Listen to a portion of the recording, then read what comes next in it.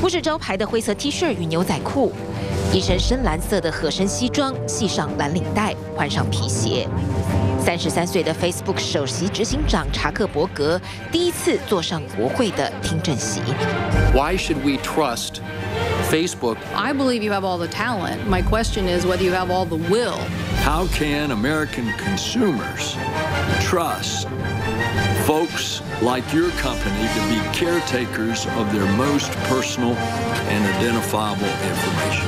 The CEO of one of the internet's most dominant companies began with an apology. We didn't take a broad enough view of our responsibility, and that was a big mistake. And it was my mistake, and I'm sorry. I started Facebook, I run it, and I'm responsible for what happens here. Mr. Zuckerberg, would you be comfortable sharing with us the name of the hotel you stayed in last night?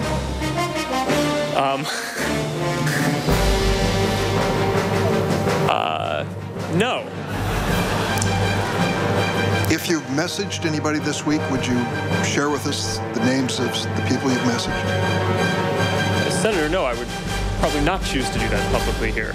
I think that may be what this is all about. Your right to privacy.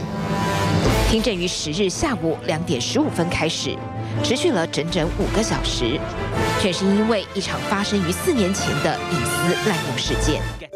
In 2014, you may have taken a quiz online, something that looked like this, but there was a catch. To take the survey, you had to log into Facebook, which gave Kogan access to your profile, including your birth date, location, and most importantly, your Facebook likes.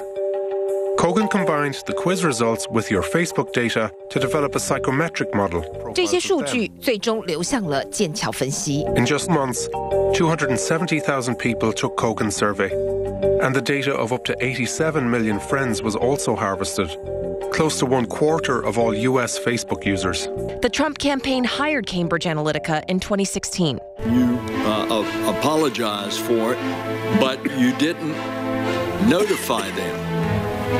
Do you think that you have an ethical obligation to notify 87 million Facebook users? Senator, when we heard back from Cambridge Analytica that they had told us that they weren't using the data and had deleted it, we considered it a closed case.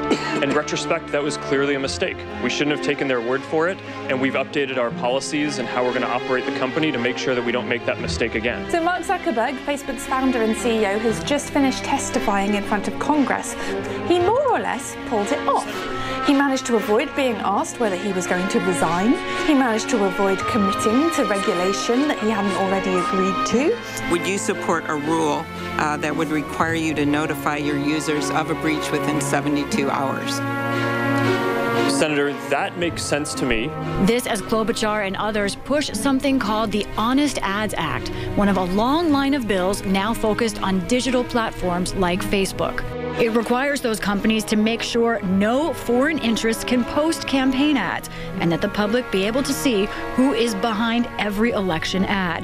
Facebook says it's doing that now and more, launching easier ways for users to block access to their information and promising to restrict how much data any outside company can access. It will take some time to work through all the changes we need to make across the company, but I'm committed to getting this right. And he ducked questions about Facebook's business model. He wasn't brilliant at explaining the technicalities, part of which is understandable because the senators often had quite confused questions, showing their lack of understanding. Said back then that Facebook would always be free. Is that still your objective? Senator, yes. Well, if so, how do you sustain a business model in which users don't pay for your service? Senator, we run ads. I see. That's great. If I'm emailing within WhatsApp, does that ever inform your advertisers? No, we don't see any of the content in WhatsApp. It's fully encrypted. Let's say I'm emailing about Black Panther within WhatsApp. Do I get a Black Panther banner ad? Senator, Facebook systems do not see the content of messages being transferred over WhatsApp. How many data categories do you store? Does Facebook store on the categories that you collect?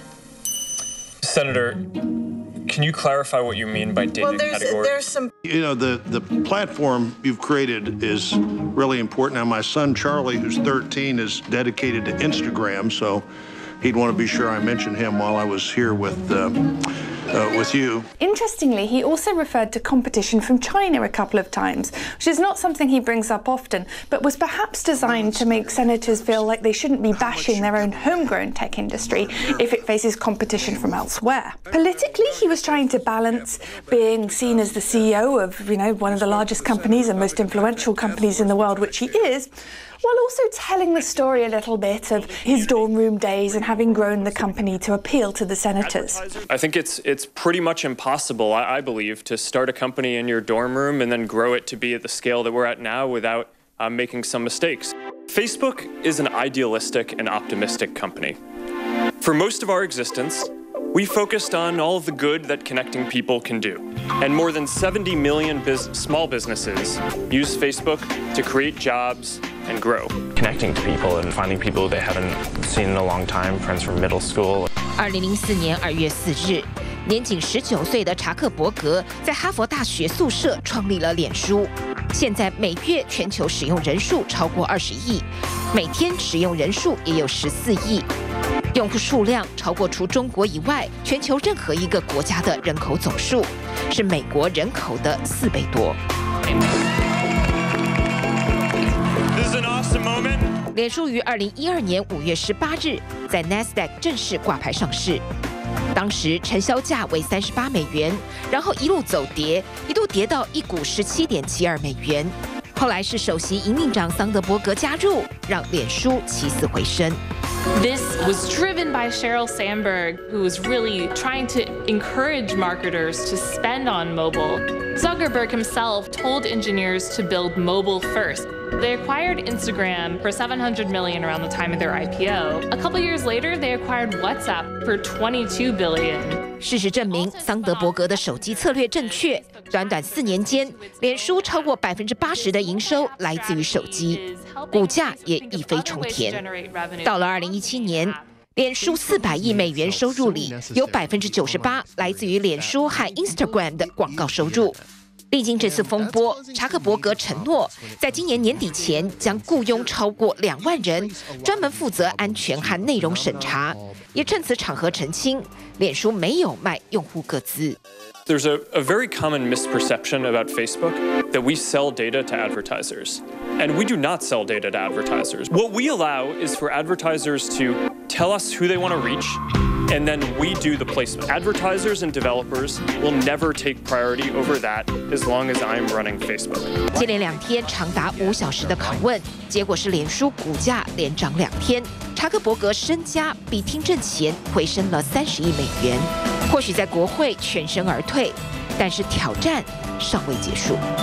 Facebook's new mission to reconnect with its users and rebuild trust.